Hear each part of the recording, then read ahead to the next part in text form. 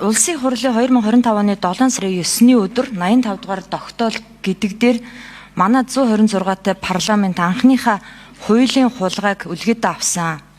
Энэ 5 дахь хэсгийн 1-р дээр хориг тавьсан ерөнхийлөгчийн хориг тавьсанг бол үндслэлтэй энийг бид нар хүлээж авах ёстой. Яг тэгэхээр энэ асуудлыг засгийн газар санаачлаагүй, ажлын хэсэг санаачлаагүй. Тэгжээс нэг гинт хідэн гишүүд орилолдол баталсан гэдэг байгаа байхгүй юу? Одоо энэ Улсын хурлын 46, 47 дугаар тогтоолч нь 20 оны тогтоолч нь одоо Хинтээ аймгийн Бачрээд сумын Бэндэр сумын нутагт орших Гутайн даваа Хүмүүл голын их байгалийн зохицолборт газар Алтан хөхийн уул гэдэг ийм газрууд байгаа. За 47 дугаар тогтоол бол дангаараа ноён уулыг төрийн тусгай хамгаалтанд авсан тогтоол байхгүй юу?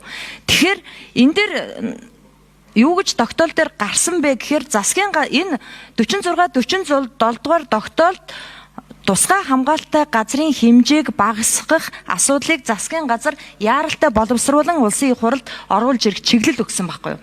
Энэ шиг хуулийн хулгайтай бид нар олон таарлах байх л та. Тэгэхээр бид нар олон улсын гэрээ конвенц, Алсын хараа 2050 Монгол улсын урт хугацааны хөгжлийн бодлого зэрэгтвэл бид нар 2030 он гэхэд тусгай хамгаалалттай газар нутгийг 30% хүргэх ёстой. Монгол улсад мөнгө хэрэгтэй.